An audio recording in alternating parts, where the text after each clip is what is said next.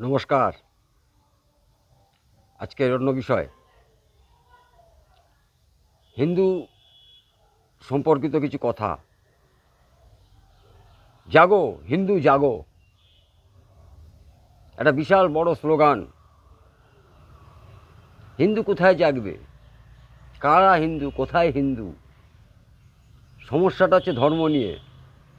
হিন্দু জাগবার মতন অবকাশ হিন্দুর নেই। চিন্তা ভাবনা তো পরের কথা। আজকে হিন্দু যদি জেগে থাকতো, হিন্দু যদি জাগতো, তাহলে একটা সংগঠন আছে, হিন্দু জাগরণ মঞ্চ।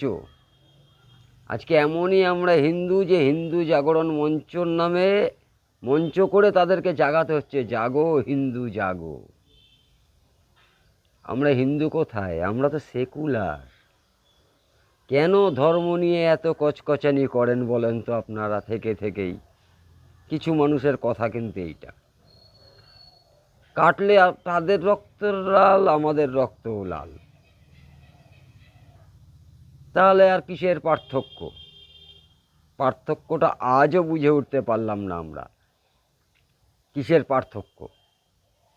আর পার্থক্য যদি না থাকবে, দেখিনি, শুনেছি, পরাধীন ভারতবর্ষ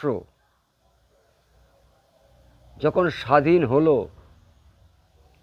যখন সারা বাংলা, সারা দেশ জুড়ে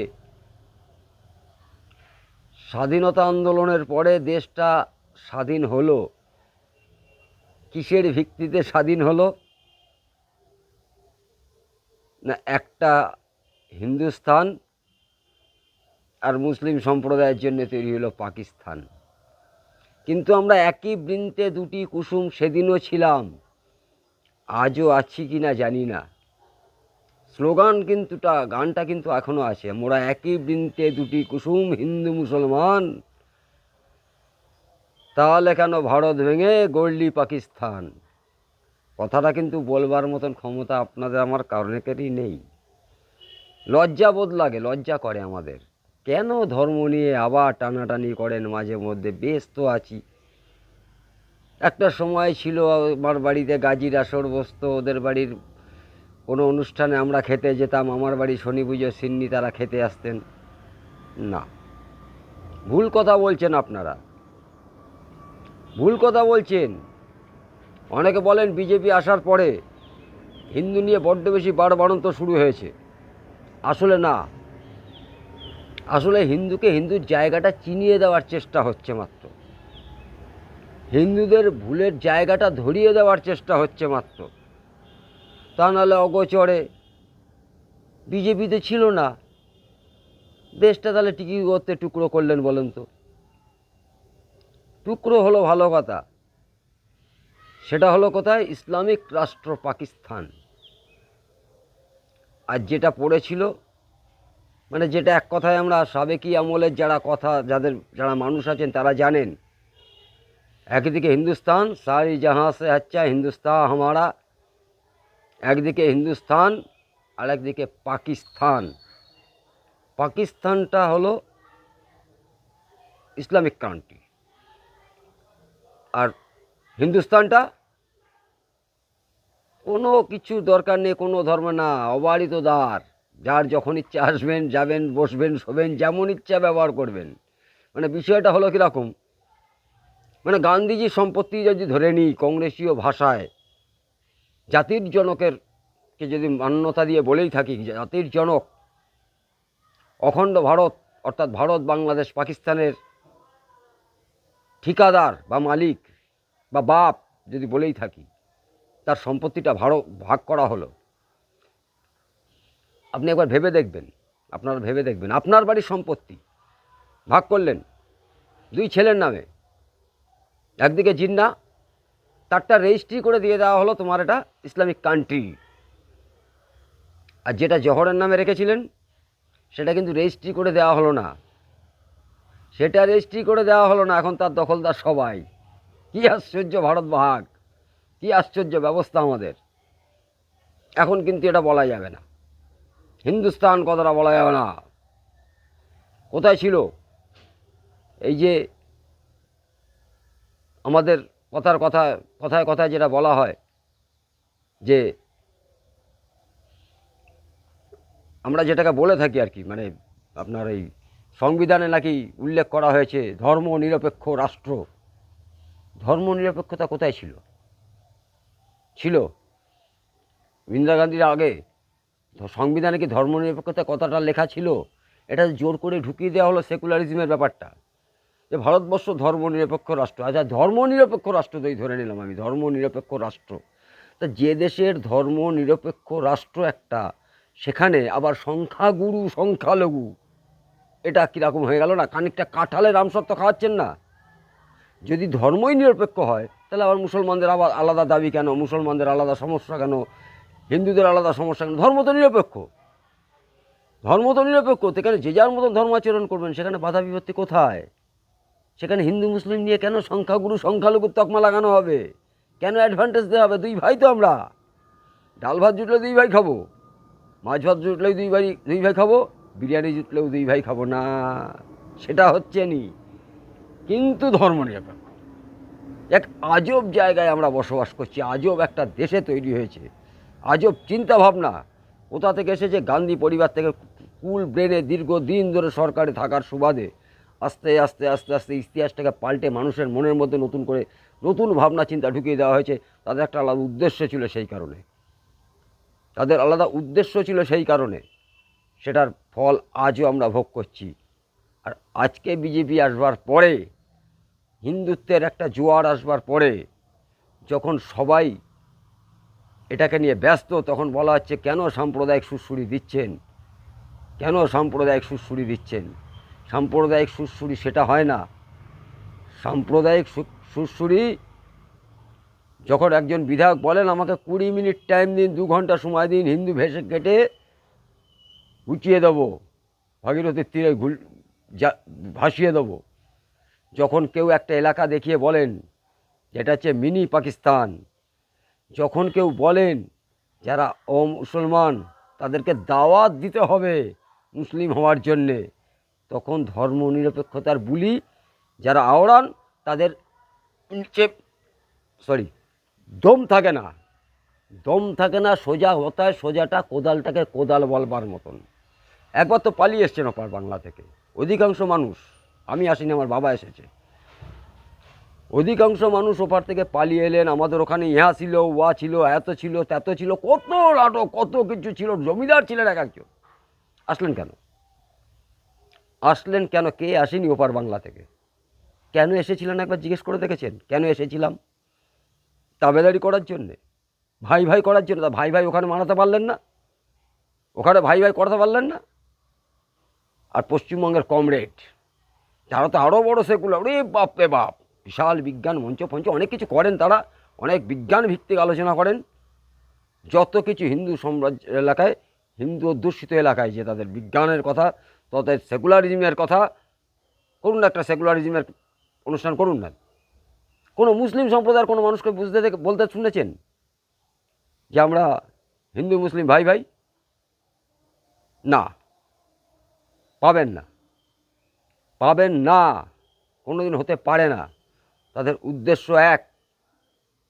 যারা বিভিন্ন জায়গায় বিভিন্ন সংগঠন চালাচ্ছেন, তাদের উদ্দেশ্যটা কিন্তু এক এবং অভিন্ন এবং পরিষ্কার। আর কবে বুঝবেন?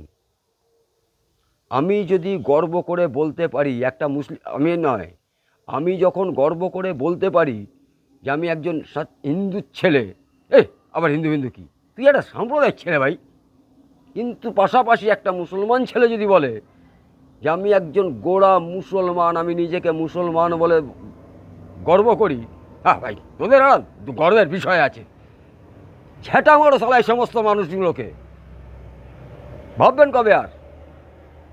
কবে ভাববেন? এই আতেলিপানা কেন? যারা সেকুলার করেন তারা করুন না, হিন্দু মুসলিম বাড়িতে বিয়ে করুন না, সে বেলায় নেই। আপনার বাড়ির ছেলে মেয়েগুলোকে হিন্দু মুসলিম বাড়িতে বিয়ে দিন, দেখি কত বড় দম আপনার, কত বড় ক্ষমতা। খালি নাটক সব। আর এই নাটকটা তৈরি হচ্ছে একমাত্র মুসলিম মানুষদের জন্য। তারা চাইছেন আমরা এই সুযোগটা নেব, সুযোগের সুবিধাটা নেব, আখেরে তাদের কোনো লাভ হবে না। মাঝে মধ্যে এক একটা মৌলবি টৌলবি হবে হয়তো, ভিডিও দেখি বিভিন্ন সোশ্যাল মিডিয়ায়, তাদের হুঙ্কার কি, ভারতবর্ষ দখল করে নেবো। দম আছে? একজন সদস্য, পার্লামেন্টের সদস্য, তিনি আগা গোড়া সকাল সন্ধ্যে 3 বেলা বিভিন্ন ধর্মীয় অনুষ্ঠানের মাধ্যমে তাদের ধর্মের কথা শোনান, আপত্তি নেই, কিন্তু বিষ ছড়াচ্ছেন, তার বিরুদ্ধে কোন রাজনৈতিক দলের কোন কথাটা আছে? আর সেই কথাটা বলতে গেলেই আপনি হয়ে যাবেন সাম্প্রদায়িক, আপনার বিরুদ্ধে রেডে করে তেড়ে আসবে। সামান্য ফেসবুক পোস্ট নিয়ে আমরা দেখিনি, আমরা শুনিনি, একটা ফেসবুক পোস্ট নিয়ে একটা এলাকায় গণ্ডগোল বেঁধে গেল, সেখানকার ইন্টারনেট বন্ধ করে দিতে হয়। কোন ব্যবস্থা, কোন ব্যবস্থা? আজকে সিএ নিয়ে যখন একের পর এক ট্রেন গাড়ি বাস জ্বালিয়ে দেওয়া হলো, ঘুমাচ্ছিল রাজ্য সরকার, কেন? তার দুধেল গাই, 30% ভোট আমার চাই। আর এটা তারা বুঝে গেছেন যে আমার 30% ভোট কিন্তু সরকারের চাই, অর্থাৎ আমি যেমন বলবো সরকার তেমন চলবে। বাকি 70%, না না, আমি 70%-এর মধ্যে 40% আমি সেকুলার, বাকি যে 30%, বাকি 30% তারা সেকুলার নয়, হিন্দু, কিন্তু আমি তো ভাই তৃণমূল হিন্দু, আমি সিপিএম হিন্দু, আমি কংগ্রেস হিন্দু, হাজার একটা ভাগ। আবার এর মধ্যে আবার ভাগ আছে, তুমি তো নমশূদ্র ভাই, তুমি তো ব্রাহ্মণ ভাই। কোনো মুসলমানকে বলতে শুনেছেন ওরা শিয়া আমরা সুন্নি? শোনেননি। ধর্মকে সম্মান করুন, অপর ধর্মকে ছোট করার দরকার নেই, নিজের ধর্মটাকে সম্মান করুন, অন্যের ধর্ম অটোমেটিক সম্মানিত হবে। বলুন, গর্ব করে বলুন, বিবেকানন্দের পুজো করি, বিবেকানন্দ এইয়া বলেছিল, ওই বলেছিল, সেই বলেছিল। বিবেকানন্দ গোটা বিশ্ব ভ্রমণ করেছিল, এমনি এমনি নয়, হিন্দু সনাতন ধর্মটাকে বিশ্বে প্রতিষ্ঠিত করবার জন্য। সে কথাটা ভুলে যাবেন না, বিবেকানন্দ কিন্তু সেকুলার হিসাবে গোটা বিশ্ব ভ্রমণ করতে যাননি। তিনি বলেছিলেন, হে বাঙালি জাগো, ওঠো জাগো, নিজের লক্ষ্য যতক্ষণ না পূরণ হচ্ছে ততক্ষণ লড়াই করো। তিনি এটাও বার্তা দিয়েছিলেন যে গর্বের সাথে বলো আমি হিন্দু। আমরা বিবেকানন্দ কাচ্ছে সব, গর্বের সাথে হিন্দু কথাটা বলা যাবে না। বিবেকানন্দ বলেছিল গীতা পাঠের থেকে ফুটবল খেলা ভালো, ওইটা ঠিক আছে। কোন পরিপ্রেক্ষিতে কিসের জন্য বলেছিল সেটা খেয়াল নেই, সেটা মাথা রাখা যাবে না। এটা কমরেডদের চাল, কমরেডরা এই জিনিসগুলো খুব ভালো বোঝে, কমরেডরা এই জিনিসগুলো খুব ভালো বোঝে, কোথায়ভাবে ঢুকে কোনভাবে আজ পর্যন্ত মানে দেশের পক্ষে কমরেডদের কোনো কথা, সেইভাবে কথা, দেশের মনীষীদের নিয়ে কোনো কথা সেরকম শুনেছেন? শুনবেন না, সব আমদানিকৃত একটা ব্যাপার। বিশাল বিশাল বিজ্ঞান, একজন সায়েন্টিস্ট, বাকিরা ঘোড়ার ডিম কিচ্ছু জানে না, অশিক্ষিত। তাই হিন্দু কোথা থেকে জাগাবেন? জাগবেন? জাগবেন না, এরপরেও জাগবেন না। আমি 1000 টাকা ভাতা পাওয়া হিন্দু, আমি চটি চাটা হিন্দু, আমি আবার এই কাস্তে হাতুড়ি তারার হিন্দু, আমি আবার কাটা হাতের হিন্দু, গান্ধীজির হিন্দু। হিন্দুকে আমাকে প্রমাণ করতে হবে না, হিন্দু প্রমাণ করতে হবে না। আপনি গীতা পাঠ যিনি করেন তিনিও হিন্দু, যিনি গীতা পাঠ করেন না তিনিও হিন্দু, যিনি টিকি রাখেন তিনিও হিন্দু, যিনি টিকি রাখেন না তিনিও হিন্দু, যিনি তুলসী তলায় বাতি দেন তিনিও হিন্দু, যিনি বাতি দেন না তিনিও হিন্দু। ঐক্যটা তো থাকবে। ধর্মটাকে আপনি কতটা কীভাবে মানবেন সেটা আপনার বিষয়। কেউ কালী ভক্ত, কেউ শিব ভক্ত, কেউ দুর্গা ভক্ত, নানানজন নানান ভক্ত, সমস্যা সেটা নয়। সমস্যাটা হচ্ছে আমরা সনাতনী। একজোট কবে হবেন? আর যতদিন একজোট না হবে, একবার তো বাংলাদেশ থেকে এসেছি, পাকিস্তান ভাগ হওয়ার সময় অনেক লুট হয়েছে, দেশ ভাগ হওয়ার সময় একরকম ভাগ হয়েছে, আবার পরবর্তীকালে বাংলাদেশ, আজ বাংলাদেশের অবস্থাটা কি? হিন্দুদের অস্তিত্ব আছে?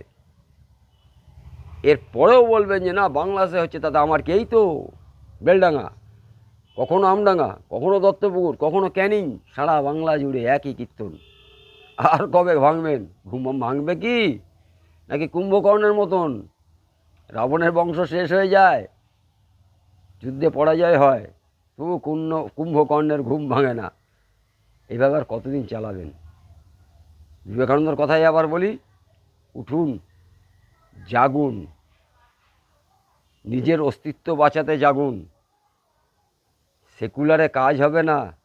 ওপার বাংলায় অনেকেই সেকুলার ঠাকিয়ে রাখতে পারেননি, চলে এসেছেন, সেকুলার কথাটা তাদের বলা যায় না। ভালো থাকুন, চেষ্টা করুন আপনি, আপনার মহল্লা, আপনার পরিবেশ, আপনার পরিবার পরিজন, পাড়া, গ্রাম এক সূত্রে ভালো থাকতে, অদূর ভবিষ্যতের কথা চিন্তা করে। আগামী দিন এমন না হয় আপনাকে দোষারোপ করতে হয় আপনার সেকুলারিজমের জন্যে আমাদের এই যে প্রজন্মটা শেষ হয়ে গেল। অভিশাপ কুড়াবেন না।